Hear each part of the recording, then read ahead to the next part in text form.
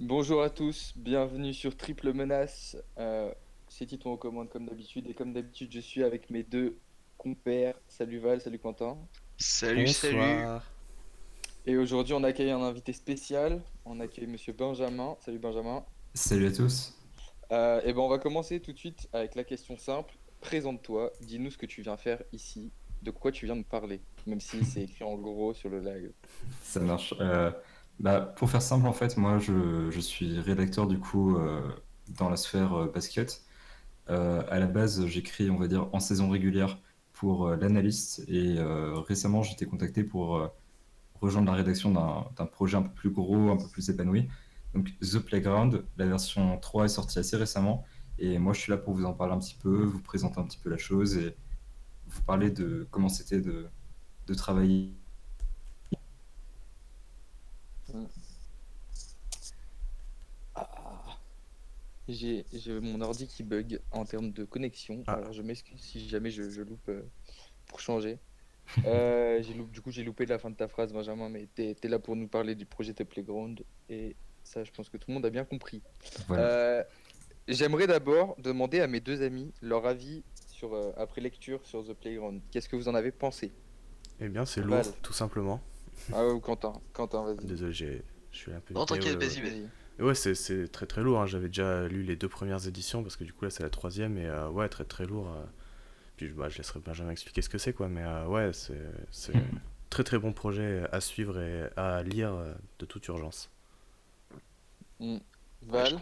je confirme, hein, les articles, les interviews sont sont très informatives, pardon. Les illustrations qu'on peut voir sont magnifiques. Tout est bien fait. J'ai aussi commandé la version papier du troisième numéro qui est donc sorti récemment. J'ai hâte de l'avoir dans les mains, très franchement. Mm. Hmm. Bah, écoutez, moi, C'est une forte recommandation. Je vous suis. Moi, j'aimerais qu'on parle d'abord des graphismes. Enfin, de comment dire. Non, en fait, j'aimerais que tu nous présentes l'idée de The Playground. Qu'est-ce que ça rassemble, The Playground, Benjamin? Concrètement, il y a une formule que j'aime bien qui avait été utilisée par je sais plus quel membre de l'équipe et qu'on a tous retenu. C'était entre créatif et rédacteur digne d'Alan Everson. En gros, l'idée c'est vraiment de réunir des rédacteurs qui parlent de sujets qui les passionnent et qui travaillent vraiment leurs articles avec des illustrateurs qui, eux, justement, sont prêts à mettre en forme ces articles-là avec des illustrations vraiment travaillées. Et Hmm, le résultat, c'est vraiment un truc très, très graphique, basé sur le design, mais dans lequel on fait attention vraiment à chaque article. Et évidemment, on parle de basket dedans. Et pour cette édition-là, on a décidé de parler un petit peu de basket européen, en l'occurrence. hmm. Et bah justement, pourquoi le basket européen? Concrètement, pour les deux premières éditions, on a beaucoup parlé de basket américain. Enfin, j'étais pas encore là, mais les deux premières éditions étaient vraiment centrées sur la NBA, le basket américain, etc. Et cette fois-ci, on a décidé de rendre hommage un petit peu au basket avec des grosses guillemets et parler un petit peu des joueurs européens, des ligues européennes, de comment l'Europe s'exporte aux États-Unis. Et puis c'était un petit peu aussi l'occasion parce qu'on a quand même un rookie de l'année européen assez incroyable. Dirk Nowitzki a pris sa retraite cette année. Il y a de plus en plus de, Bah, un de MVP européen. MVP, oui, MVP européen, effectivement, ouais. Et défenseur de l'année européen, français même. Aussi, ouais, Ouais, ah Donc putain, c'était ouais, l'année de l'Europe et on s'est dit, c'est ça. on fonce. c'est sûr, c'est sûr. Euh, et ben, je vais laisser mes compères, normalement, ils ont des questions. Quentin, est-ce que tu as une question pour Benjamin? Ouais, du coup, t'as écrit un article sur les coachs européens, que je vais d'ailleurs afficher à l'écran tout de suite. Pas trop longtemps pour pas que les gens le lisent directement ici. Mais ouais, un article sur les coachs européens, sur pourquoi, pourquoi ça ne fonctionne pas. Qu'est-ce qui t'a donné l'envie et qu'est-ce qui t'a motivé pour la rédaction de cet article sur les coachs en particulier? En fait, il faut savoir que à la base, moi, je suis vraiment, enfin, pareil, vraiment concentré sur la NBA. Donc, j'ai écrit deux articles dans le magazine et je me suis dit que j'allais essayer de entre la NBA et l'Europe. Donc là, en l'occurrence, le premier sujet que je choisis, c'était les rookies européens, du coup. Et je me suis dit que ce serait intéressant de parler aussi un petit peu de coaching. Parce qu'on parle souvent des joueurs qui essaient de franchir le pas en arrivant en NBA, mais je trouve qu'on ne parle pas assez des coachs. Parce que finalement, ce qui diffère vraiment entre Europe et États-Unis, c'est pas tant les joueurs que ça. Parce que une mécanique de tir qui est bonne aux États-Unis, qui est bonne en France, c'est la même. Les joueurs qui sont bons à l'international, généralement, peuvent aussi être bons en NBA, même s'il y a quelques exceptions. Mais par contre, c'est-à-dire que aux États-Unis, c'est vraiment les joueurs qui sont maîtres sur le terrain, c'est les stars qui parlent, alors que en Europe, c'est vraiment les coachs qui dirigent le jeu, et c'est les coachs qui ont le plus de pouvoir.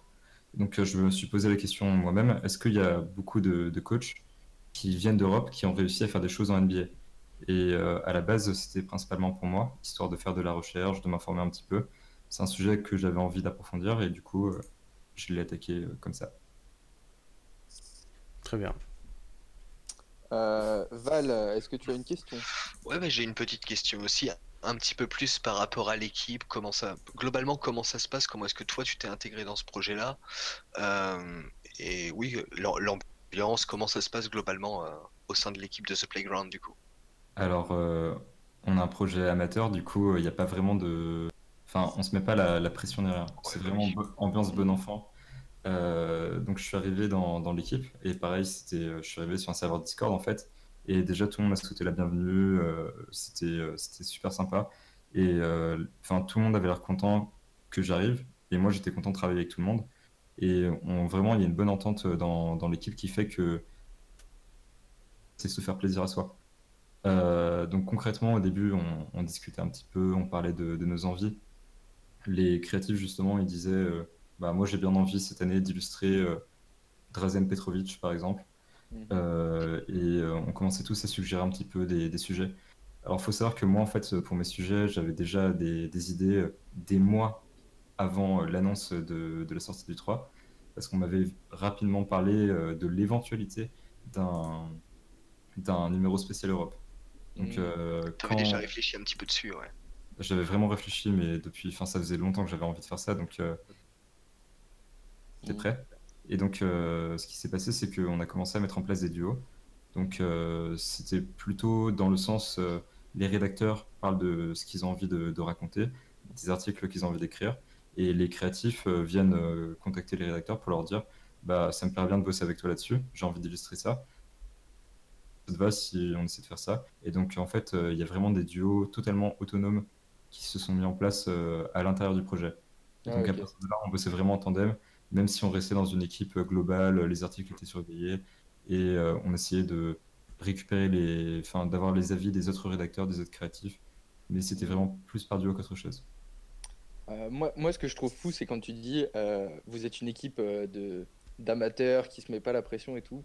La qualité est folle en termes que ce soit en termes d'articles, en termes de graphisme. On a quand même, enfin, il me semble, si je ne me trompe pas, que le mec à la jeunesse du projet, c'est Dunkakis alias Stelios Theodoris. C'est bien ça.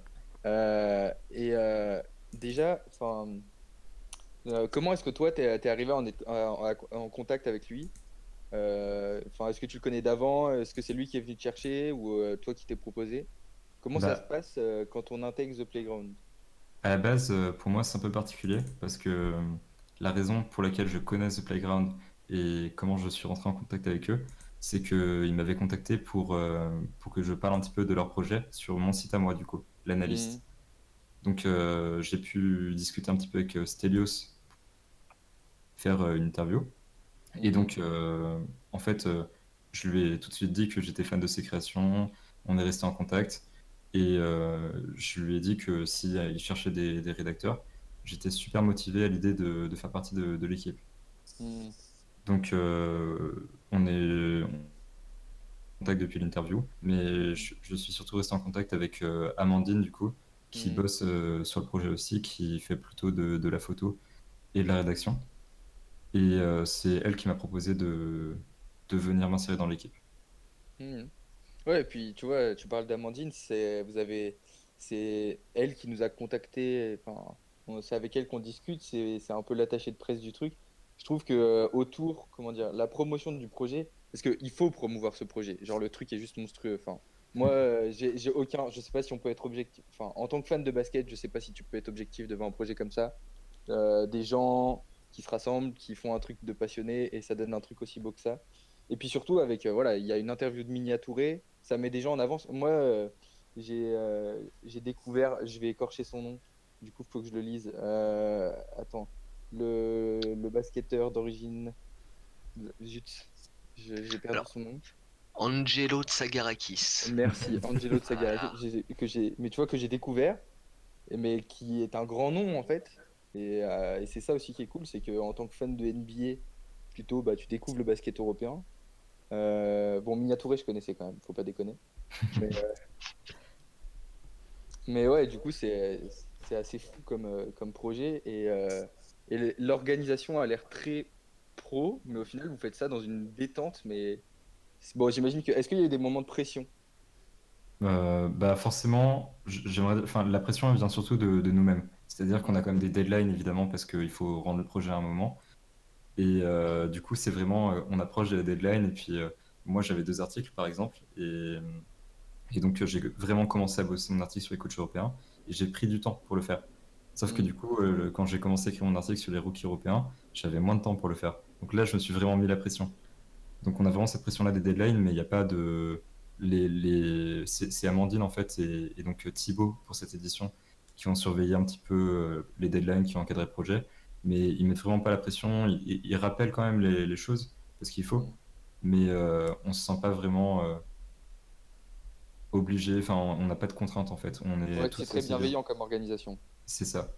Ouais, c'est pas Et du genre, coup, ah, faut que tu le rendes à telle heure, tel jour, machin, dépêche-toi. C'est. non, voilà, c'est plutôt.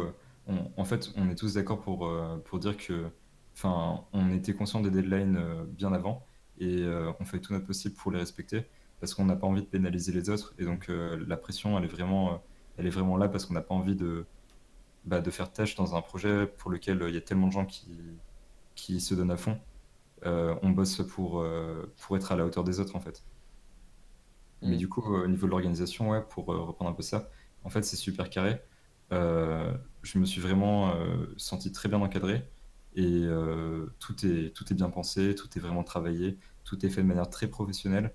Mais au final, c'est amateur. Mais c'est amateur seulement sur le plan. C'est-à-dire qu'on ne gagne pas d'argent et Hmm. c'est pas professionnel. Mais en termes de qualité, d'organisation, en termes de, enfin, sur la manière dont on travaille, etc., ça a des apparences pro, en fait. Hmm. Ouais, ça c'est sûr. Du coup, en plus, chaque année, l'équipe s'étoffe un peu, non? Parce qu'il y a des anciens. C'était toi le rookie cette année, c'est ça? C'est T'étais ça, tout ouais. seul en tant que rookie? Je me souviens plus. Et si on n'a pas eu un rookie parmi les créatifs cette année, mais il me semble pas. Je crois que cette année, je suis le seul nouveau de l'équipe. Hmm. Mais là, on parle déjà un petit peu des personnes. Enfin, en fait, c'est surtout les créatifs. C'est-à-dire que on voit des dessins, on voit des et on commence déjà à se dire ah, on aimerait bien travailler avec lui, ce serait sympa de l'ajouter dans l'équipe. Hmm. Donc, avec le temps, on espère pouvoir développer ça et enfin, récupérer un max de personnes. Mais on travaille seulement avec des personnes avec qui on a envie de travailler et surtout des personnes qui ont envie de travailler pour ce projet-là. Hmm. Ouais, logique, C'est bien j'imagine. normal, en effet. En Euh, parlant d'équipe, est-ce que tu peux nous citer un peu qui est-ce qui travaille avec vous du coup, sans forcément faire une liste un peu bateau, mais côté créatif, il y a qui? Parce que les graphistes qui font un excellent taf, faut quand même leur faire Bah, un petit. ouais. honnêtement, créatif et rédacteur, on a vraiment du beau monde des deux côtés. Ouais. Forcément, le premier nom que je vais citer, c'est Dunkekis, parce que c'est le papa du projet. Mm. C'est vraiment le boss, mais bon, toujours, c'est plutôt. Enfin, on le respecte tous pour ça, mais il ne met pas de pression et enfin, tout le monde est vraiment très cool pour ça. Donc, il y a vraiment Dunkekis qui est à la tête du truc et donc qui fait des illustrations à l'intérieur du playground, mais aussi du coup la couverture cette année. Et sinon, bah, on a Adrien qui a illustré mon article sur les coachs européens, Montagnanas sur Twitter, je Hmm. crois. Ouais, c'est ça. On a Thiago da Silva qui a sorti son manga récemment. Ouais, The Player, je excellent. crois. Ouais, excellent. The Player, très bon manga. Et Thiago est une crème. Cet homme est une crème, sachez-le. C'est clair, c'est clair. On a Thomas Von Reox qui fait pas mal d'illustrations aussi sur Twitter et Instagram. Terry, plus, je connais plus ses Mm. arrobas et rien, mais pareil, qui fait de l'élu et qui balance tout sur Twitter et Insta. On a Ronan, qui était déjà là, que j'ai pu interviewer moi l'année dernière, et Kubi. J'espère que j'écorche pas son nom, parce que forcément entre nous, enfin nos pseudos Mm. entre guillemets. Mais du Mm. coup, ouais, voilà. Donc ça, c'est toute la liste des créatifs. Et côté rédacteur, on a aussi des gens connus, entre guillemets, parce qu'on a pas mal de comptes FR qui écrivent pour The Playground. On a Winston de Pistons FR, Mm. Joris de Hawks FR, Marin de French Pacers. Et derrière, bah, vous connaissez peut-être Valentin de Ouais, QE ouais. Basket qui Mm. fait les What If. Aussi, ouais. Et évidemment, Thibaut et Amandine, dont j'ai déjà un petit peu parlé, qui sont un peu polyvalents, on va dire. Mm. Ouais. Ouais, Amandine, en termes de photos, elle fait notamment des photos de playground qui sont magnifiques. Exacteur, je Allié avec, confirme. je crois que c'est avec justement avec Adrien qu'elle a fait un mix photo play, C'est enfin, ça. Ouais, photo ils ont fait dessin. une petite collaboration. Adrien rajoute ses illustrations sur le thème des playgrounds que prend Amandine en photo. Mm. Et du coup, ouais, toutes les photos. Il y a pas mal de photos de playground qui sont justement faites par Amandine, qui sont dans le magazine. Et là, pour cette année, du coup, ouais, on a pu prendre une sélection de photos de playground européens. Donc, Mm. c'est Ouais, ouais. vraiment parfaitement dans le thème. Euh, J'avais une question aussi sur la façon, enfin, tu vois, on dit c'est un projet amateur, il y a pas de... Comment on fait pour arriver à avoir une interview de Minia Touré? Comment on fait pour arriver à avoir une interview de, je vais arriver à le dire correctement, peut-être Angelo Angelo Tsagarakis. Tsagarakis? Comment on en arrive à avoir des photos inédites du voyage des USA, enfin des Hawks? Comment ça se construit tout ça? Bah, concrètement, c'est vraiment. Je pourrais pas répondre en détail en fait parce que Hmm, chacun gère son projet. En ok. l'occurrence, pour Angelo, c'est Stelios du coup qui s'est occupé de le rencontrer. Je sais pas si c'est lui qui l'a contacté lui-même, mais déjà Amandine, enfin qui gère la communication du coup, et j'en profite pour la remercier parce que vraiment elle fait un travail incroyable à ce niveau. Et c'est elle qui contacte les personnes avec qui on a besoin de travailler la plupart du temps. C'est elle Mhm, qui contacte, pareil pour les interviews, etc. Donc déjà, c'est elle qui s'occupe de ça et qui sait s'y prendre en fait avec les gens. Et mhm, derrière, pour les photos des Hawks, c'est Joris de Hawks FR qui savait déjà de quoi il voulait parler, qui savait déjà à qui s'adresser.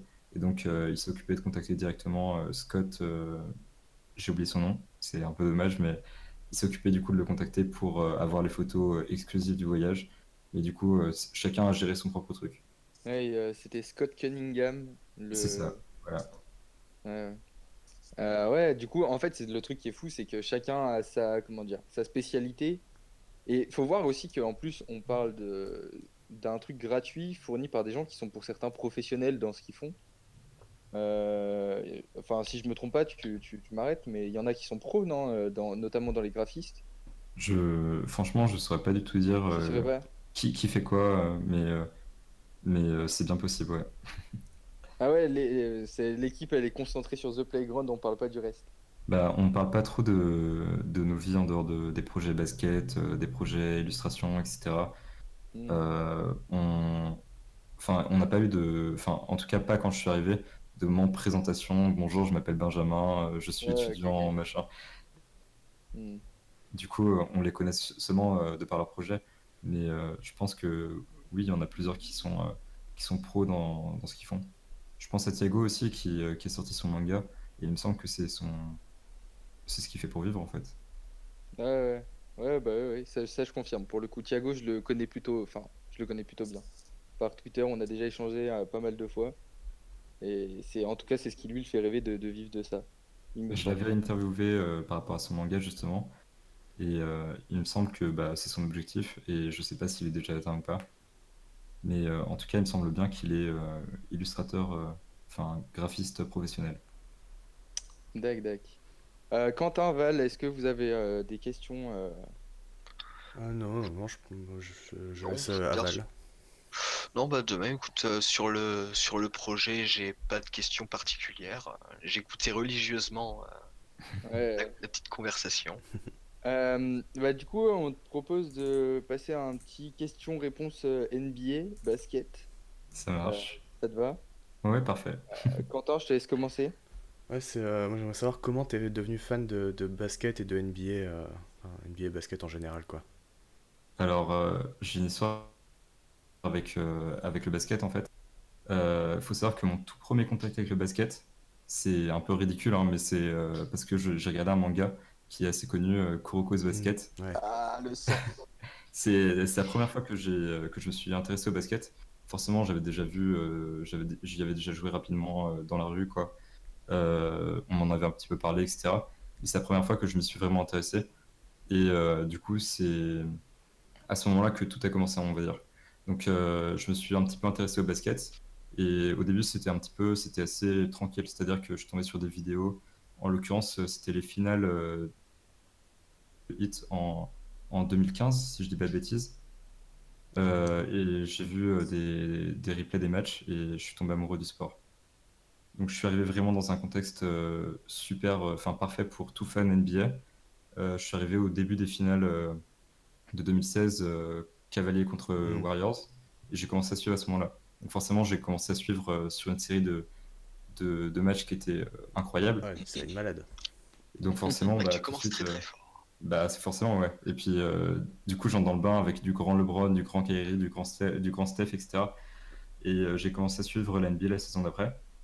Et donc, au début, c'était vraiment, pas vraiment une passion, c'était juste un intérêt. Et en fait, l'année d'après, ce qui s'est passé, c'est que je suis tombé très malade. Donc j'ai passé à peu près 6 mois à l'hôpital. Euh, et donc, j'ai eu pas mal de problèmes de santé à ce moment-là. Enfin, logique en même temps. Mais du coup, à ce moment-là, si vous voulez, j'ai commencé à regarder des matchs tous les jours parce que j'avais rien à faire en fait. Et j'avais vraiment besoin de ça. C'est-à-dire que tous les jours, je regardais mon match. La nuit, je dormais pas. Je regardais des matchs NBA. Je dormais la journée à la place. Et du coup, c'est là que j'ai commencé à être vraiment passionné. Et du coup, quand je suis sorti de l'hôpital, bah, je pouvais plus vraiment me recalquer sur un rythme normal. J'étais obligé de regarder mes matchs la nuit. J'étais obligé de passer la journée à suivre l'actu sur Trash Talk, Basket USA, puis un peu plus tard le basket américain. Et en fait, quand j'étais malade, j'ai vraiment besoin de ça avec le basket à ce niveau-là. Et il faut savoir que mon petit frère joue au basket à un niveau amateur aussi. Et du coup, enfin, je vais beaucoup jouer avec lui. On en parle beaucoup et donc ça a commencé à devenir un truc familial aussi. Donc voilà, Hmm. c'est mon histoire. Ah, lourd. Hmm. Et du coup, tu t'es dit tout de suite, parce que l'analyste, du coup, t'écris avec l'analyste depuis combien de temps? Alors, on fête nos 1 an dans 2 jours.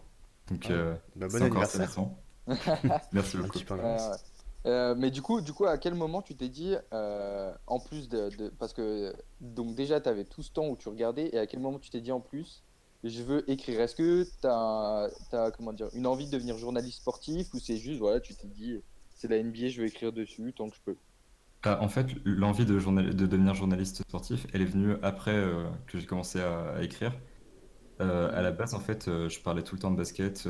C'était vraiment mon truc. Donc, tous mes potes, et j'ai un petit peu, on va dire, contaminé certains d'entre eux qui maintenant ont 5-6 maillots NBA, se sont mis à faire du basket en club, etc. Et à ce moment-là, j'ai compris en fait que j'avais réussi à toucher des gens avec ma passion et je voulais juste faire la même chose. C'est-à-dire que j'avais envie du basket à d'autres personnes et d'apporter mon point de vue assez spécial, c'est-à-dire vraiment, en l'occurrence pour moi, statistique, Mhm. un avis assez différent de ce qui se fait d'habitude. Et donc à la base, l'idée, c'était pas de faire des articles d'actualité descriptifs, Mhm. de creuser sur des sujets, un peu ce qu'on fait dans The Playground finalement, mais faire ça toute l'année.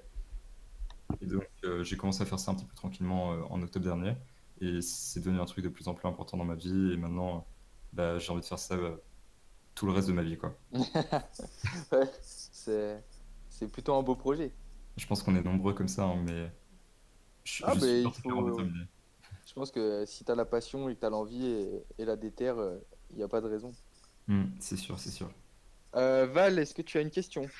Bah oui, écoute, moi je vais te demander quelle est ta franchise préférée, et puis si possible, pourquoi, parce que t'as probablement une petite raison derrière cet amour pour la franchise en question. Alors, il y a deux franchises qui sont au sommet de mon classement, vraiment très, très loin dans mon cœur. Il y a les Celtics déjà, et je sais que ça va ravir certains d'entre vous. Mais du coup, ouais, c'est vraiment. Enfin, Tu peux juste le redire encore une fois, s'il te plaît? quand j'ai commencé à suivre la NBA, c'est forcément, je me suis intéressé un petit peu à l'histoire de la NBA. Et les Celtics, ils sont un peu partout. C'est pas non plus les Lakers, sans vouloir créer de débat ou quoi, qui sont plus présents, à mon avis, sur toutes les époques de la NBA. Mais du coup, j'ai découvert l'époque Larry Bird et je suis devenu un grand fan tout de suite. Donc ça s'est Ah, vraiment fait comme ça au coup de cœur. Et ensuite, la deuxième équipe, c'est les Raptors. Et en l'occurrence, l'histoire, c'était plutôt.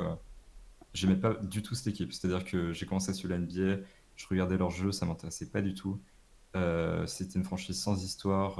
Il y avait eu des bons joueurs, mais aucun titre, aucun moment très fort. Et du coup, je les aimais pas du tout. Et en fait, on m'a emmené à Toronto pour voir un match NBA. ah ouais. C'était un Rockets contre Raptors. Et à ce moment-là, les deux équipes étaient premières de leur conférence et ont fini la saison régulière premier chacun de la conférence. Et le match, j'étais en plein milieu de la salle. Enfin, pour moi, l'ambiance c'était incroyable. Enfin, je vivais vraiment un rêve. Et à ce moment-là, du coup, j'ai commencé à suivre les Raptors et les aimer de plus en plus. Et forcément, ça a atteint un niveau encore plus élevé la saison dernière parce que il y a un de mes joueurs préférés qui a rejoint l'équipe du coup et qui a gagné le titre avec eux, accessoirement. Et qui est parti après, non? Mais ça, on ne lui en veut pas. Bah, toi, en tout cas, tu lui en veux pas. Mais euh, non, moi, j'aimerais. Non, mais en fait, je peux que j'en profite parce que j'ai d'habitude, normalement, c'est du 2 contre un. Donc là, on est un peu 2 contre 2 pour les Celtics. Euh, Bah, moi, je sors. Ouais, quoi que non, non, parce que si on commence à parler Celtics, on va jamais s'arrêter. Eh ben, alors, en fait, je pense que tu as spoilé la prochaine question qu'on avait pour toi. Mais du coup, on se demandait à un moment qui pour toi est resté à jamais, qui te restera à jamais en mémoire, en rapport avec la NBA et le basket. Bah, Euh, euh, j'en ai un autre. Trouve-moi autre chose que Toronto. Bah, en l'occurrence, c'est vraiment l'année dernière, quand je suis allé à Washington, en l'occurrence. Et Mhm. c'était pas mon premier match NBA parce qu'il y avait déjà eu Toronto avant, mais c'était mon premier match NBA aux États-Unis. Donc, Ah, même si Toronto, c'était, enfin, c'est une ville américaine en gros, hein, c'est comme Chicago ou ce genre c'était très particulier comme d'être aux États-Unis et en l'occurrence pour le Martin Luther King Day. Et quand je suis arrivé dans la salle des Wizards, qui est pas une franchise que j'affectionne particulièrement, je me suis senti, enfin, j'ai eu une sensation vraiment très spéciale et j'étais super ému en fait juste d'être là pour vivre le moment et ça m'a vraiment, vraiment, vraiment marqué en tout cas. hmm. Ouais, ça doit être, Et, ça doit être assez fou. et Enfin, un moment NBA, du coup, qui t'a vraiment marqué. Genre un fait de Euh, match, un match entier, une action. Bah, je serais tenté, on va dire que j'ai un moment positif, un moment négatif. Dans le positif, ce serait bah, dans les finales Cavaliers contre Warriors, parce que j'ai commencé là-dessus du coup. The Block de LeBron. Hmm. Ouais. J'ai, enfin, moi je suis arrivé, les Warriors du coup étaient en train de gagner la série, et je me suis dit, bah, j'ai envie que les Cavs y gagnent. Et donc la remontada de fou des Cavaliers, c'est ça qui m'a vraiment poussé à suivre la NBA. Et je trouve que The Block, ça symbolise parfaitement la remontada des Cavaliers et l'effort de LeBron James pour gagner ce titre. Forcément, tous les gens qui ont vu ça, ils s'en souviendront toute leur vie. C'était vraiment un moment de basket très particulier. Et dans le négatif, c'était du coup, en 2017. Et ça va raviver des mauvais souvenirs à certains d'entre vous, mais Gordon Hayward, légende. ah, Ah ouais. j'ai re-regardé la vidéo récemment parce que je voulais la montrer à un pote et bah je me suis fait du mal pour rien, hein, sachez-le. Ah, C'est c'était vraiment. violent, hein. J'étais dans mon canapé, j'avais le t-shirt Celtic, le maillot, la casquette. Limite, j'avais un petit drapeau et un doigt de supporter. Enfin, j'étais à fond. J'avais organisé une petite soirée, mais bien, mes chips, etc. Ah, J'avais putain. et le match commence. C'est... Ah, Les ouais. espoirs se sont effondrés. Ah, bah, ça fait pas plaisir, hein. Clairement, c'était pas le meilleur moment. Non, c'est sûr. C'était quand même au bout de 4 minutes de jeu, quoi. Bah, c'est clair que ça prend comme ça d'un coup. Mais j'aimerais bien. Enfin, c'est un peu violent à dire, mais mieux vaut ça qu'une blessure en plein milieu de saison. Quand t'as le temps de nourrir des espoirs, etc. Au moins, comme Mm. ça, la désillusion, elle est La directe. désillusion est directe. Ah, quoi qu'on s'en est pas si mal sorti que ça cette année-là, hein. Oui, c'est clair, ouais. Mais justement, il y aurait eu un effet de surprise un peu moindre si on avait un accident aussi tragique dans les 4 premières minutes de notre saison. C'est vrai, c'est vrai, c'est vrai. Est-ce qu'on les poser encore une ou deux questions autour de la NBA ou on passe au petit au Moi j'en ai Quentin une Stream? rapidement. Ton prono pour le Vas-y. titre? Prono pour le titre, c'est un peu compliqué parce que cette année, on a vraiment une NBA qui est super concurrentielle, Mm. mais je vais dire Lakers quand même. Je pense qu'ils ont vraiment un effectif super profond, très dense, énormément de role players qui sont très efficaces, très polyvalents, et surtout, il y a un potentiel de star et de leadership qui est très impressionnant. Déjà, bah, il y a LeBron forcément, Mm. et derrière en lieutenant, Anthony Davis, c'est vraiment parfait parce que c'est un mec qui veut gagner. C'est un mec qui veut gagner tout de suite. Et surtout, c'est un mec bah, déjà qui a déjà joué avec une autre star, Demarcus Cousins, et qui visiblement a l'air d'être prêt à s'effacer un petit peu pour s'insérer dans un collectif. Ouais. Derrière, il y a Dwight Howard. Je trouve que c'est un apport vraiment important. Il m'avait surpris agréablement avec les Hornets en 2017-18. Et je pense qu'il est vraiment capable de devenir, de redevenir un très bon pivot NBA. Et je pense que les Clippers, parce que ça manque de force à l'intérieur, même si pour l'instant ils montrent qu'ils arrivent à vraiment bien compenser, et même si pour l'instant Kawhi Leonard c'est un monstre. Mm. Ah, moi j'ai mis les Mm. Clippers, tu vois, dans mon prono. Je pense qu'on a tous plus ou moins Clippers et Lakers. Ouais. Moi j'ai Boston. Ouais. L'impartialité n'existe pas chez toi.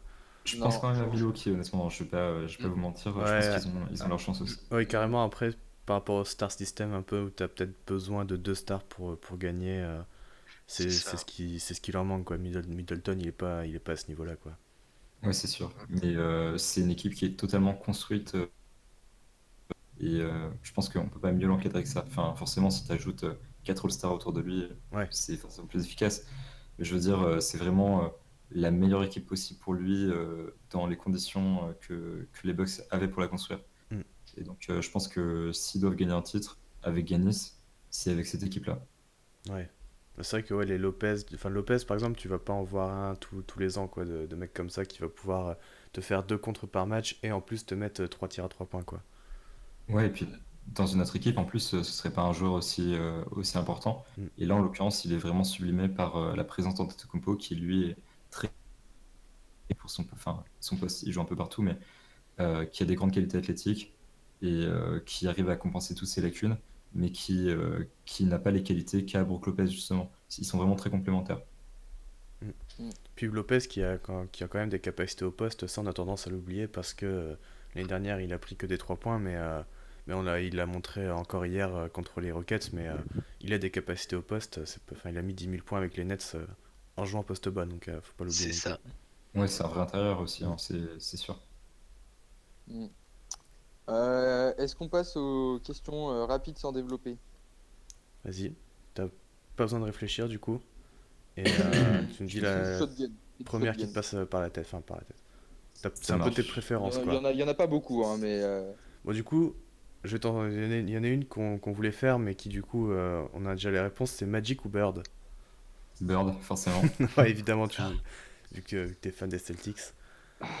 Lakers ou Clippers? Clippers, parce que rivalité Celtics.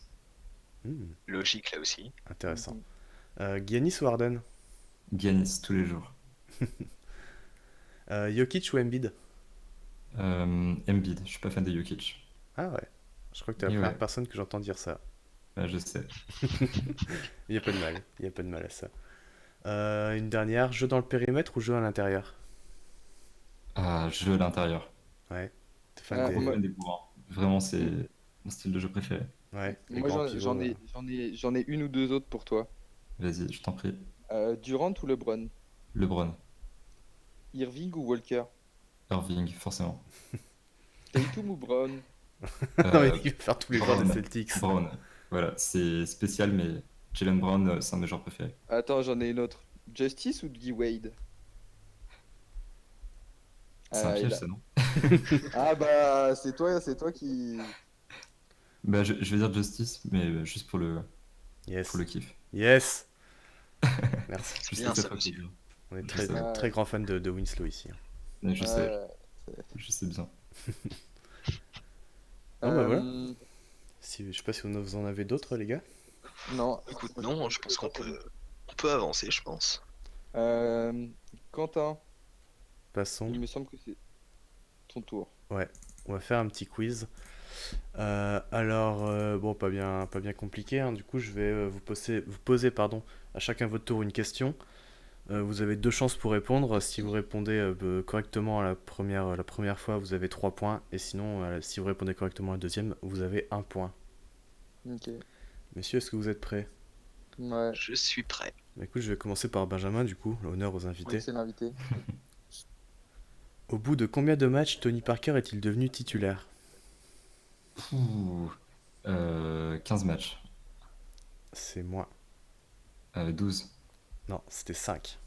Ouais, Ah, c'est ce qui me putain. semble. C'est rapide que ça, ok, Ouais. d'accord. Ah, c'était très rapide. Du coup, 0 point pour toi, hein, désolé. Titouan, Ouais, c'est moi. en 2018, combien de joueurs avaient retiré leur maillot à Orlando? Euh, Combien de maillots retirés à Orlando avant 2018, quoi? Putain, combien de maillots retirés à Orlando? Enfin, et tu me laisses le temps de faire une recherche ou pas? Non. Euh, Mais bien sûr, pas le droit de tricher, pas le droit de euh, regarder le chat, tout ça, tout ça. y a pas de, ça tombe bien, il y a personne dans le chat, donc tout va bien. Au cas où, au Euh, cas où. Est-ce que Penny Hardaway a son maillot retiré à Orlando? Je demande une réponse, Titouan. Bon, 3. C'est moi. 1. C'était 0. Non! Ok, Du coup, tu as 0 point. Quoi? Et ça surprenant quand ça même. veut donc bien dire que Miami est la meilleure franchise de Floride. Oh, Bien shit. évidemment. Toujours, Voilà. toujours bien de le rappeler. Oh shit. Du coup, Val, une petite question pour toi. Par quel club français Bruce Bowen est-il passé avant de percer en NBA? Il y en a 3 en tout, tu peux en citer. Si t'en as un sur les 3, pardon, ça passe. Alors attends, que je dise pas de conneries. Putain. Chalon? Non. Merde. Euh, Putain, il y a quoi? Elle est dure, Si celle-là, c'est pas je- Chalon, c'est quoi? Ouais, elle est dure, mais putain, il me semblait que je le savais en plus. Petit indice, c'est pas un grand club de France, quoi. C'est pas... J'y vais tenter Créteil. Non. Alors, il y Merde. avait Le Havre, Évreux et Besançon. Ah, c'est Évreux Oh, que le je mec est cherche. vraiment passé n'importe où quoi. Le mec allait n'importe où. Alors, Benjamin, du coup, petite question pour toi. Vrai ou faux? Charles Barkley détient le record du nombre de saisons d'affilée en double-double de moyenne. Ça a bugué, je suis désolé, je Ah. peux répéter la question. Du coup, vrai ou faux? Charles Barkley détient le record du nombre de saisons d'affilée en double-double de moyenne. Faux. Ah, c'était vrai. Ah, dur. C'était 15 saisons d'affilée en double-double de moyenne. Ouh, c'est violent. Du coup, personne n'a gagné de points pour l'instant. Je vais essayer de trouver des questions un peu plus simples. Non mais attends, t'inquiète. Titouan. T'inquiète, je suis là pour relever le niveau. Euh, Comment la mascotte officielle des Suns s'appelle-t-elle? Oh, t'es un bâtard! Alors, franchement, tu vois pas du tout à quoi il ressemble? Attends, je réfléchis. Putain, la mascotte des Suns. Je sais pas. J'ai aucune. Vraiment, en termes de mascotte, j'en ai aucune idée. Mais alors. Zéro. Quelqu'un a la réponse ou pas? Ah ouais, j'ai pas. Le Sun. Le Sun Val ou Scott, Benjamin, vous l'avez ou pas? C'est Pas du tout. c'est le gorille, non? Ouais, et son nom du coup? Ah putain. Oui, C'est- c'est un gorille. Je crois que son nom c'est juste Gorilla, un truc comme ça. Ouais, c'est ça. Oh, Allez, le Du coup, je te bâtard. mets un J'adore petit les point mascottes. bonus. Je te mets un petit point bonus pour la Ah, mascotte. mais ça, c'est parce que c'est l'invité et que tu me détestes, de toute façon. Ouais, c'est ça. Euh, dans quelle franchise se situe Val dans la capitale de la Californie? Sacramento. C'est ça. 3 points pour Val. C'est Yes, pas des points. Miami en Californie? Alors on dit ça parce que Titouan a dit une fois, a parlé de Californie pour Miami. Ouais. J'ai mis Orlando et Miami en Californie, du coup, depuis. C'est des choses qui arrivent, ça. C'est ce qu'on appelle un running gag. Du coup, Ben, je t'appelais Ben parce que mon collègue s'appelle Benjamin et j'appelle Ben. Je t'en prie, Du Ben, coup, ça va très bien. D'accord, C'est parfait. c'est Tant le mieux. réflexe. De quelle franchise, pardon, oula, bégaiement. Dans Bégay. quelle franchise jouez-vous si vous êtes un voilier? Oh non, ça a bugué. Juste pour Ça la fin a de la bugué. question. Ah merde. Attends, c'est- Dans quelle franchise jouez-vous si vous êtes un voilier? Un voilier. Ah, Attends. Ah, c'est compliqué comme question. C'est quoi déjà voilier en anglais?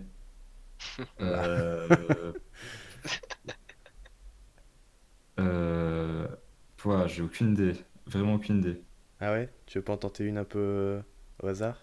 Ah, mais les Clippers. Ah, bien vu, c'est ça. Bien. 3 points pour Ah, toi. j'ai eu du mal, mais.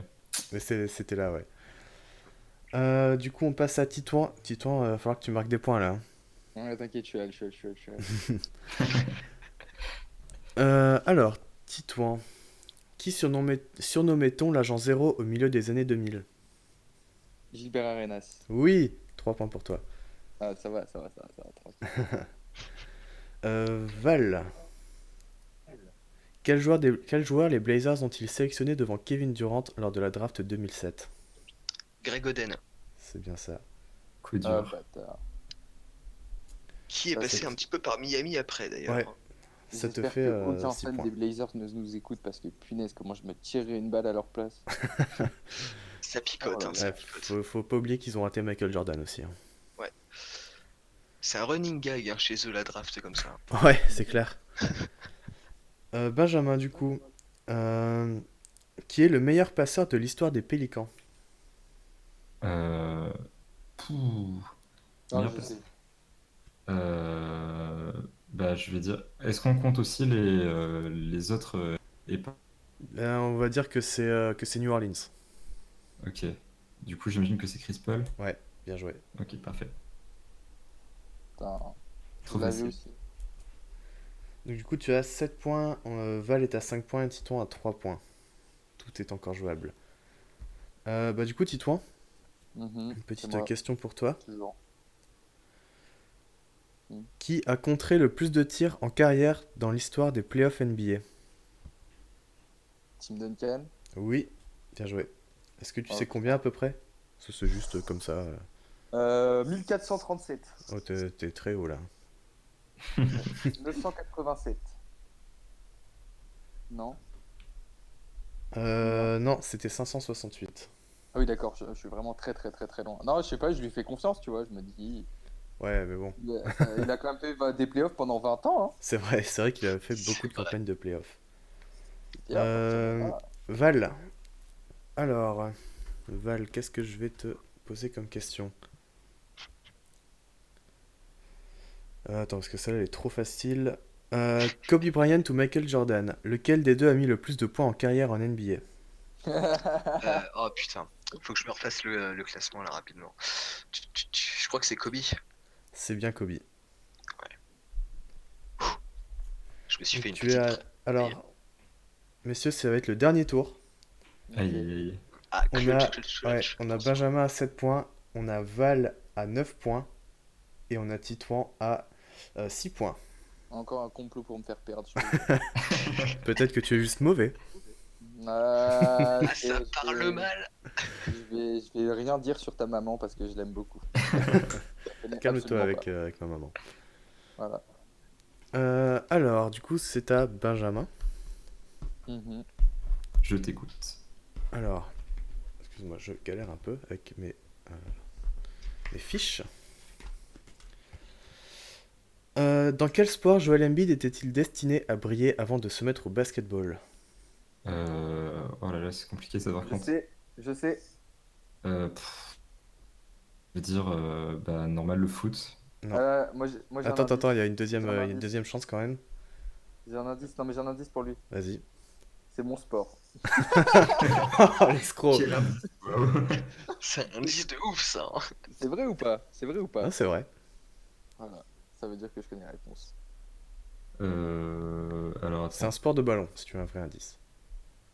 Hmm. un sport de ballon. Ouais. J'ai des idées, mais alors bah, je vais dire le rugby du coup. Non, c'était Ouais, le forcément. volleyball. Ah, le volley? Ok, Ouais. surprenant. Ouais. Bah, Euh, en même temps, un mec qui fait 2,10 m au volet, Ouais, il doit être chaud. C'est vrai que C'est Embiid, plutôt j'aimerais pratique, en pas effet. prendre Oui, c'est sûr. Ouais. un smash dans la gueule. ah Moi, ouais, C'est clair. j'aimerais pas trop non plus jouer contre Joel Embiid au rugby, hein, perso. ouais, j'avoue. Tu Ouais, m'étonnes. mais Ouais, c'est je vrai qu'au pense, rugby, je pas pense simple à qu'au Le mec, mettre. rugby, il aurait des problèmes, tu vois, parce qu'il est, Trop fort. enfin, ou alors il aurait développé plutôt ses muscles différemment. Oui, c'est vrai, c'est vrai. C'est la carrure, pas bon. Alors, Val, du coup. Non, c'est à toi, Tisserand, pardon. Ouais, c'est à moi, ouais. Tu peux me donner des points pour la question sur Joel Embiid au passage, hein. Bah non. le mec, il gratte. Qui est le meilleur marqueur de la finale des Jeux Olympiques de 2000? Et bah, il va falloir le redire parce que ça a bugué Ah, pardon. sur ta question. Qui est le meilleur marqueur de la finale des Jeux Olympiques de 2000? Ça a encore bugué sur le qui est de la finale des Jeux Olympiques de Je crois que j'ai 2000. compris en plus. Qui est le meilleur marqueur de la finale des Jeux Olympiques de 2000? Tu l'as, c'est bon? Ouais, c'est bon, je l'ai. Euh, Manu Ginobili. Non. Alors, Manu Ginobili n'a pas joué la finale de 2000. T'as le droit à une deuxième chance. Alors, c'était France-États-Unis la finale. Ah, France était. Ah bah oui, je suis con, c'est celle où on est. Le fameux poster. Le fameux Red Vice. Qui, par ailleurs, je tiens à dire, a une très belle carrière et il ne faut pas résumer sa carrière à ça. C'est vrai. Kevin Garnett. Non, c'était Laurent Sierra avec 19 points. Ah ouais? Et ouais. Surprenant ça par contre. Excellent. J'aurais jamais trouvé celle-là, tu vois. J'aurais jamais pensé que c'était un Français le meilleur marqueur. Bon, du coup, Val, t'as déjà gagné, hein, vu que c'est le dernier tour et que t'étais à 9 points. Mais C'est t'as le pour droit le quand beau même jeu. à une petite question.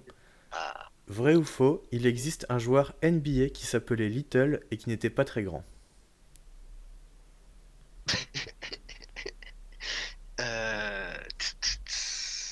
Putain. Ah, je sais pas. Allez, je vais dire que c'est vrai. Et c'était vrai. Alors, par Samuel contre, je sais Little. absolument pas qui c'est, là, comme ça. Samuel Little et il mesurait 1m83. D'accord, d'accord, d'accord. Il avait joué où, ce monsieur? Justement, c'est ce que je suis en train de chercher. Parce que je ne Tac. l'ai pas. Mais je vais te dire ça très rapidement. Ok, vas-y, t'inquiète, hein, tu as le temps. Je ne trouve pas. Donc il a pas dû faire grand chose si je ne trouve pas. Enfin bon, bah, j'essaierai de chercher ça un peu plus tard et je te redirai. Voilà, bah du coup bravo à Val qui gagne absolument rien.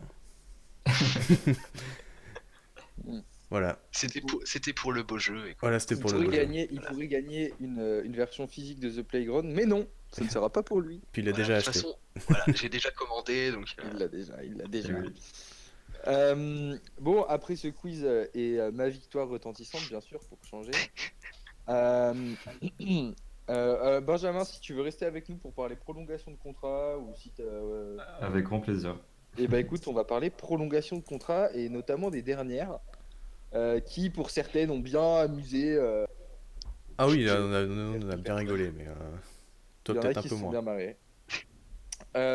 Par laquelle vous voulez commencer Bon, Quentin, je Alors te laisse le choix. moi Tu je veux voulais que- d'abord dire un petit truc sur ces prolongations parce que du coup on va parler des prolongations de rookies comme j'ai montré. Du coup on va parler de Buddy Hield, Jalen Brown, Dejounte Murray, Pascal Siakam et Domantas Sabonis. Juste que ces prolongations-là, qui sont du coup avant que les joueurs soient restricted free agent. Donc restricted free agent, c'est quoi? C'est quand un joueur est agent libre pour la première fois de sa carrière.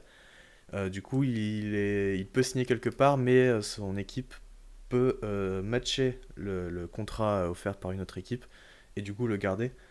Du coup, ces prolongations, du coup, avant la fin de la saison, avant le marché de l'été, servent à sécuriser un peu le joueur à un prix plus ou moins honnête suivant le joueur, quoi. Pour éviter qu'une équipe aille mettre, c'est pour éviter qu'une équipe aille mettre la blinde dessus et devoir perdre le joueur parce que t'as pas envie de lui mettre la blinde. Hmm. Voilà. Du coup, je sais pas de qui vous voulez parler en premier. Moi, je propose qu'on parle de celui dont la prolongation est la plus était la plus évidente et la plus grosse, Pascal Siakam. Mm. Parce que 130 millions sur 4 ans garantis. Ouais. Honnête ou pas honnête? Déjà, j'aimerais qu'on sépare les contrats en deux. Je vous donne le nom, vous me dites honnête ou pas honnête, chacun votre tour. D'accord? Ok. Pour Buddy Hield, 86 millions sur 4 ans garantis. Honnête. Quentin, Honnête. Honnête, ouais. honnête. Bon, tout le monde honnête. Jalen Brown, 130 millions sur 4 ans garantis. Arnaque ou honnête? Arnaque. Arnaque, ouais, arnaque. Tout le monde. Ok. Dejounte Murray, 64 millions sur 4 ans garantis. Affaire, honnête ou arnaque? Une affaire. Affaire, ouais, c'est une affaire là. Honnête. Je vais dire honnête. Ah ouais? Ouais. Pascal Siakam, 130 millions sur 4 ans garantis. Arnaque. Ah, Arnaque? je te rejoins un peu, moi, ouais. Arnaque? Je vais dire honnête. Honnête. Et Domantas Sabonis, 77 millions sur 4 ans garantis. Honnête. Honnête. Honnête, ouais. Ok. Et ben du coup je suis étonné. Alors en fait t'as fait un ordre Quentin, donc on va plutôt suivre ton ordre. Buddy Hield, 86 millions sur 4 ans garantis. Ouais. Benjamin, puisque c'est toi l'invité, je vais te demander qu'est-ce que ça t'inspire? Franchement, bah, déjà, il faut savoir que je suis un fan des Kings aussi. Et c'est une équipe que j'adore. Et notamment en ce moment parce que De'Aaron Fox, Marvin Bagley et Buddy Hield notamment sont des joueurs que j'apprécie particulièrement. Du coup, je trouve que dans le projet de Sacramento, tu as vraiment besoin si je me souviens bien, il l'avait récupéré dans le trade de DeMarcus Cousins. Ouais. Ils avaient C'est ça, prétendu ouais. que c'était le prochain Stephen Curry. Et pas mal de gens s'étaient bien foutus de leur gueule à ce moment-là.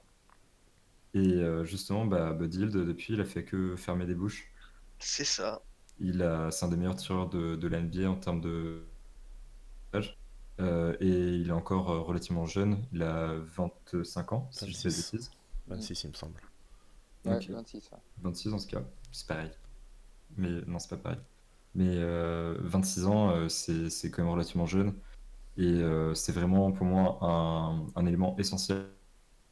Et donc autour de globalement plus de 20, enfin, 20 millions à saison, ça dépend des saisons du coup, je trouve ça franchement intéressant.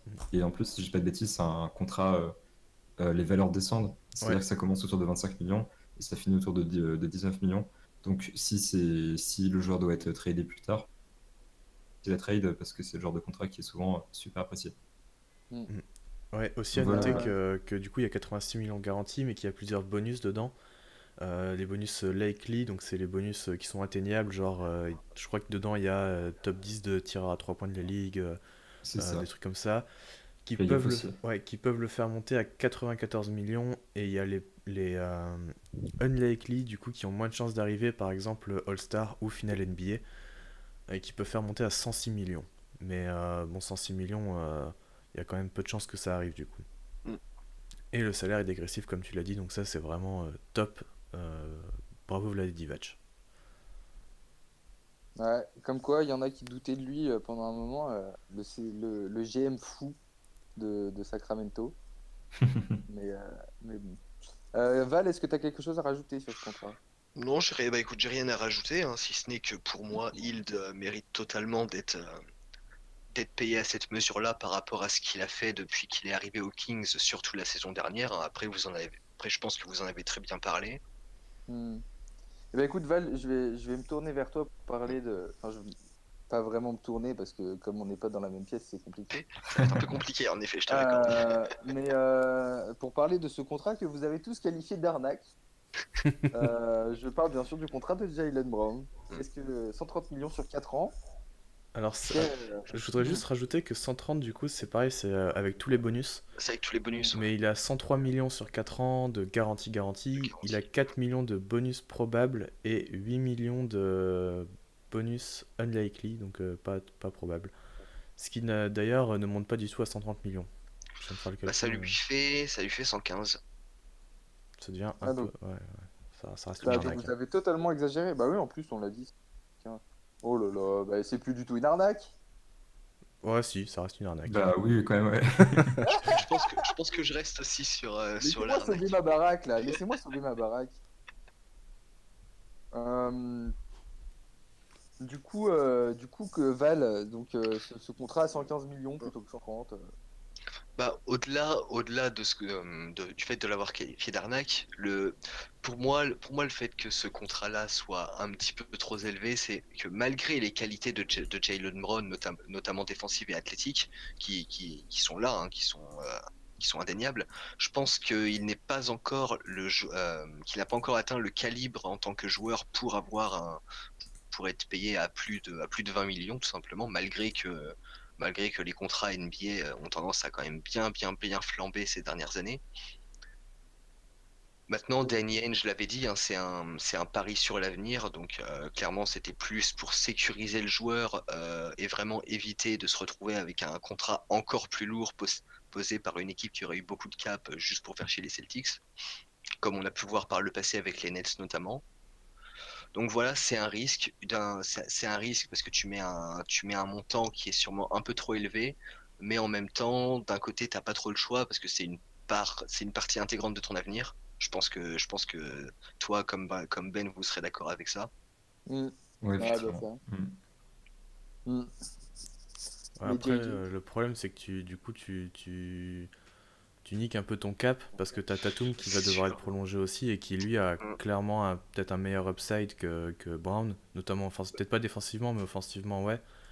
Et peut-être que tu te bloques un peu, surtout avec le contrat de Kemba Walker C'est et vrai. de Gordon Hayward, qu'il faut pas oublier. Aussi, on a tendance à oublier Hayward, mais oui, il est bien payé aussi. Ouais, du coup, je suis un peu dubitatif quoi, sur cette prolongation. Hmm. Ouais. Bah, le truc, c'est que quand tu vois ce que les autres touchent, Ah, le il y a seul ça qui est mieux aussi, ouais. payé, parce que Bah oui, c'est le ça. seul qui est mieux payé, c'est Pascal Siakam, mais disons qu'il a fait, il a donné des preuves de solidité. Enfin, il y a une bague de champion, Pascal Siakam, quand même. Voilà, c'est ça. Puis en Euh, numéro 2 des Raptors, quoi. Donc, on pourra en reparler, mais hmm. c'est pas le même calibre. Et du coup, ouais, du coup, bah, c'est bon. On va dire il a bien braqué la banque. Ouais, on peut dire ça. Moi, je pense que ceux qui ont bien braqué la banque, quand même, c'est les Spurs avec Dejounte Murray. Quoique Benjamin nous a dit honnête. Moi, Euh, j'ai dit honnête et pas à faire, ouais, effectivement. pourquoi honnête et pas à faire? Parce que 64 millions sur 4 ans, c'est le moins cher de tous. Bah, honnêtement, enfin, en fait, je trouve que c'est un joueur qui est un peu. Là, franchement, il y a des gens qui vont me détester pour ça, mais je trouve qu'il est un peu surcoté. C'est-à-dire qu'il y a beaucoup de gens qui pensent que c'est un joueur capable de devenir un excellent meneur en NBA, un futur All-Star, etc. Alors que pour moi, bah, c'est un très bon joueur, éventuellement un lieutenant correct, mais ça ne deviendra jamais une star de la NBA. Il n'a pas les qualités qu'il faut pour représenter vraiment l'avenir de Sacramento, de San Antonio. Et Hmm. je trouve que le projet de Dejounte Murray, il est sympa, mais c'est franchement pas le meilleur joueur de l'effectif. Enfin, pour l'instant, en même temps, il y a encore DeRozan et il y a Marcus Aldridge. Mais pour moi, en tout cas, c'était une nécessité de le prolonger parce que les Spurs, ils commencent à s'affaiblir de plus en plus. Ils commencent à se tourner vers un projet jeune avec Dejounte Murray, avec Lonnie Walker, avec toute leur draft, etc. Et donc, je trouve super important. Je trouve que le contrat est très correct, mais je n'irai pas jusqu'à dire que c'est une affaire parce que je pense que c'est pas un joueur qui va exploser dans les saisons à venir. Et donc, c'est un joueur qui va. Enfin, il aura toujours un très bon contrat, mais on se dira jamais, waouh, les Spurs, ils ont vraiment fait un coup de génie en le signant pour ce montant-là. On se dira, c'était une bonne offre, je ferai pas les choses différemment, mais ce sera pas un contrat considéré comme excellent pour les Spurs. Ouais, finalement, je te rejoins assez là-dessus, hein. Parce que offensivement, j'ai encore des doutes sur son upside. Après, c'est défensivement c'est surtout défensivement pour la raison pour laquelle tu le signes, où il était avant sa blessure quand même All-NBA Second Defensive Team, donc Ouais, c'est clair, deuxième ça équipe par contre. défensive, alors que c'était sa deuxième année. Donc ça, c'est quand même incroyable. Physiquement, il faudra voir comment il revient de sa blessure, mais maintenant, les croisés, tu reviens assez correctement. Donc c'est aussi un petit peu un pari parce que tu mets quand même 64 millions sur un mec qui s'est fait une blessure où il a été absent un an. Mais ça reste très honnête parce que du coup, Voilà, t'as un lock défensif incroyable sur ton poste de meneur arrière. Il peut défendre même des 3 parce qu'il est grand, il a des longs bras. Maintenant, offensivement, j'attends de voir et je pense que ouais, on peut se dire que peut-être dans 2 ans, ce sera un contrat honnête, correct, mais pas un contrat de ouf, ouais. Et comme quoi, il a bien argumenté puisqu'il t'a Ouais, fait changer d'avis. ouais, Et c'est vrai ouais. que j'ai mis à faire, mais c'est vrai qu'au final, Val, est-ce que tu changes d'avis ou pas? Alors, le seul truc qui me fait rester sur le fait que ce soit une affaire, c'est que je pense que sans forcément atteindre la centaine de millions sur plusieurs années, je pense qu'il aurait pu être payé plus cher que ce qu'il ne l'a été. hmm, Je pense qu'on aurait facilement pu atteindre les 80 par exemple. Et finalement, tu le payes que à 64.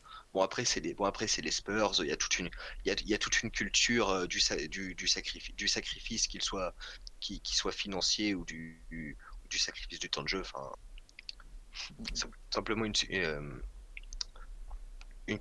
culture pour vraiment privilégier l'organisation avant tout et qui permet aussi de faire baisser un petit peu les montants des contrats chez certains joueurs.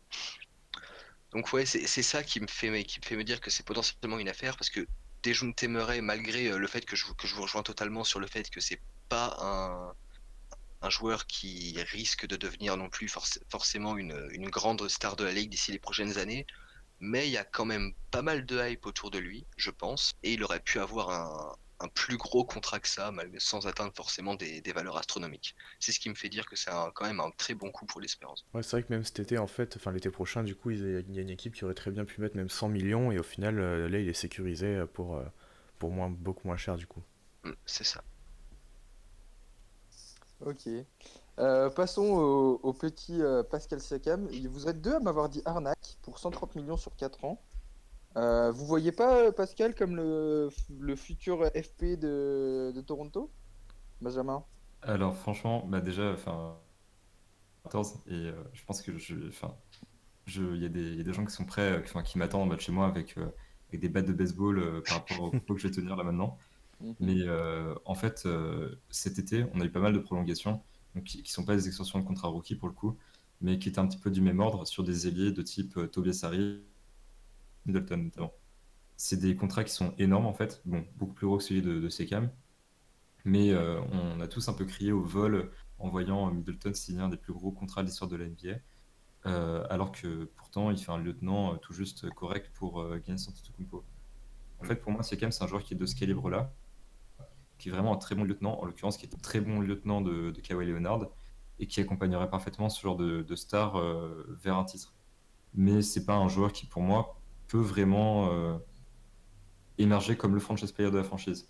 Alors, il a des stats qui sont enfin, quand même excellentes, c'est-à-dire quand même environ 17 points, 7 rebonds, et un truc comme 3 passes par match. Et il a déjà montré sur le premier match de la saison régulière qu'il était capable de faire des choses assez incroyables. 34-18 pour son premier match. Après, justement, dans son premier match, on le voyait vraiment forcé pour mettre ses 34 points.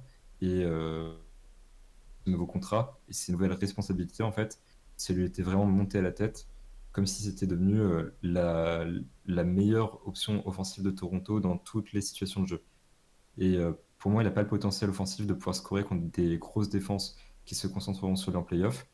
Et il n'arrivera pas à maintenir le même niveau en Mhm. Kawhi Leonard d'attirer les défenses.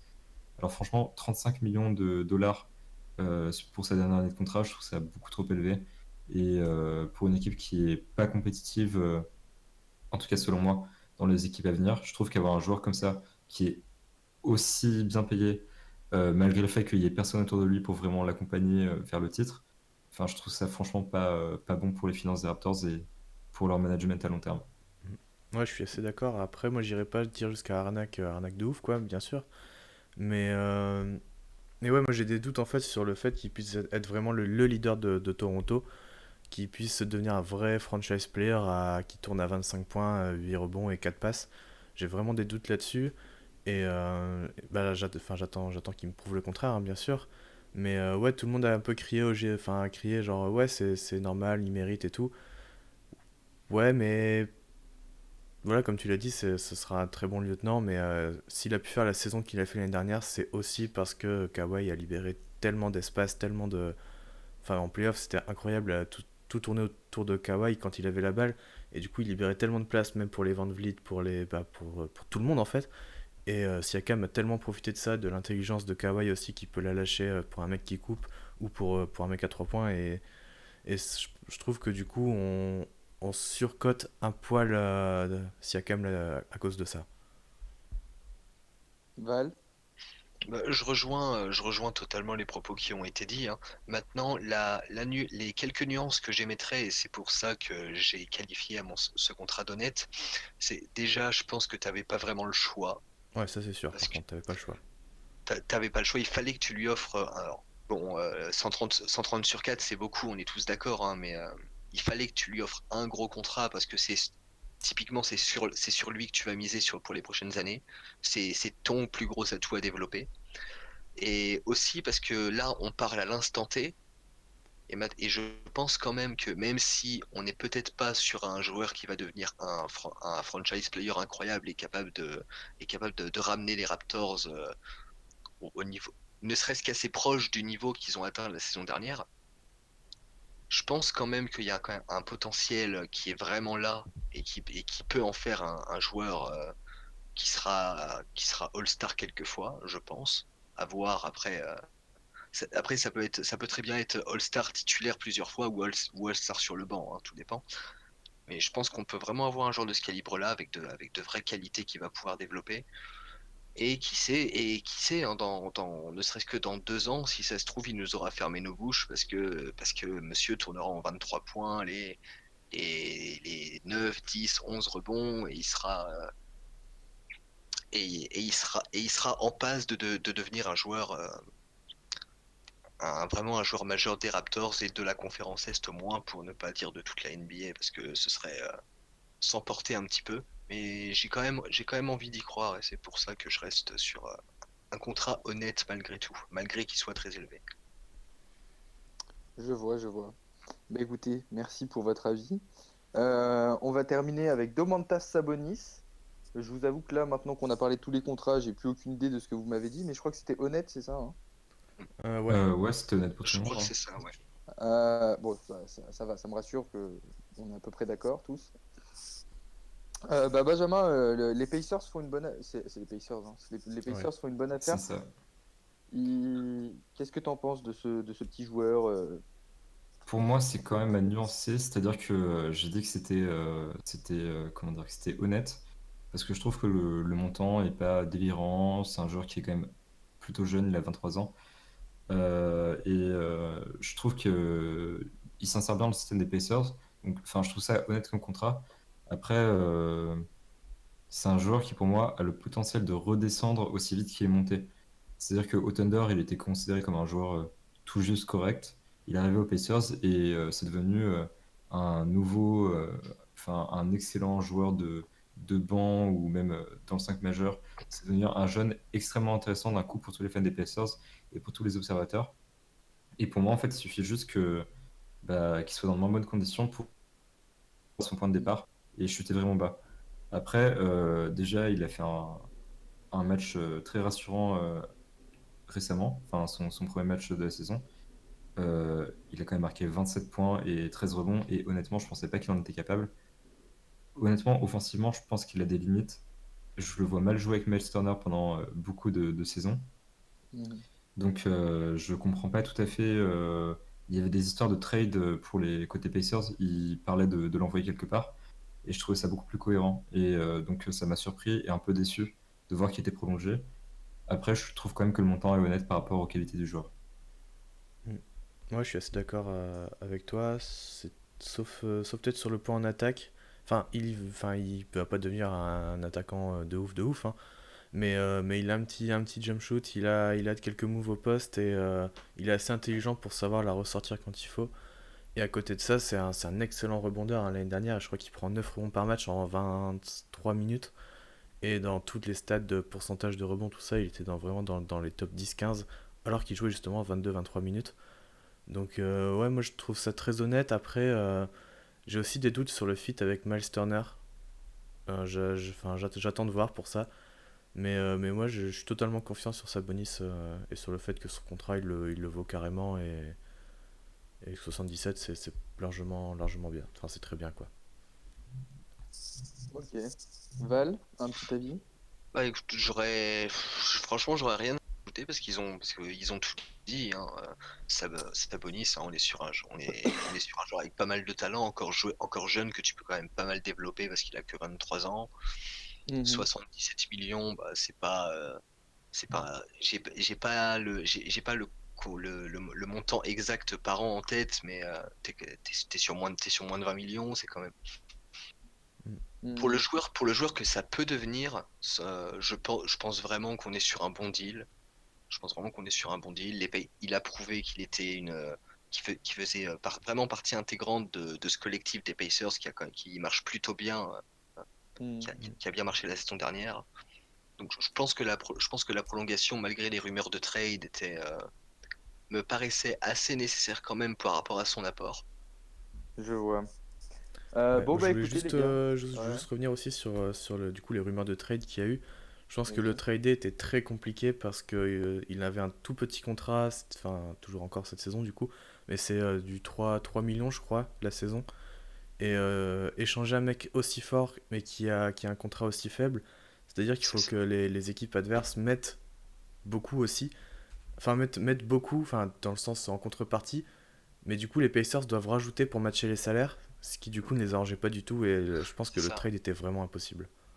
Ça fait peut-être la prolongation, maintenant que j'y pense, fait peut-être partie de cette stratégie-là si les Pacers ont toujours dans l'optique de le trader, peut-être pas tout de suite, hein, admettons, mais admettons dans un an, tu vois ce qui se passe. Sabonis, maintenant, il va être payé entre 15 et 20 millions. Ouais, là, Je ce pense sera que la marge impossible. de manœuvre pour un trade, du coup, est quand même vachement plus abordable. Oui, c'est clair, ouais. Ouais, ouais. Est-ce que quelqu'un veut rajouter quelque chose? Non, je pense qu'on a pas trop mal fait le tour. Eh ben écoute, merci beaucoup Benjamin d'avoir été avec nous. C'était très sympa de t'avoir. Je vous en On prie, merci à rappelle vous, hein. que The Playground numéro 3 disponible sur Internet et en physique, il en reste quelques-uns que je crois Ouais, ouais, encore. il en reste encore, mais ça part vite. Donc, Ouais, ça part vite, donc bougez-vous. Dépêchez-vous. Bougez-vous. Qu'est-ce qu'on peut dire d'autre? Bah, on Bah, peut allez dire suivre que l'analyste. Euh, je peux que suivre ça, hein, effectivement. allez suivre l'analyste. bah, on peut dire que y aura un exemplaire papier de The Playground à gagner sur notre Twitter. On peut le dire. Je savais pas si on pouvait l'annoncer ou pas. Tu vois, Si, on maintenant peut je le sais dire. plus. Parce que la dernière fois qu'on a fait un live, j'ai annoncé un truc, je me suis fait engueuler parce que je savais pas si on pouvait ou pas. Non, en fait, c'était pas encore confirmé que tu venais, et Titon il a dit, ah, du coup, on va recevoir quelqu'un. Hmm. Mais bon, Ah, c'était du rien de coup, grave, hein. voilà. Non, mais c'est bon, j'ai compris. Ça Je peux plus marche. présenter mon émission tranquillement. Enfin, notre émission, pardon. Écoutez, merci les gars d'avoir été avec nous. On se capte sur Twitter ou dans la vraie vie ou dans un autre live. C'était Titouan, c'était Val, c'était Quentin et notre invité spécial du jour, Benjamin. Ciao! Salut! Salut, Salut. bonne soirée à tous.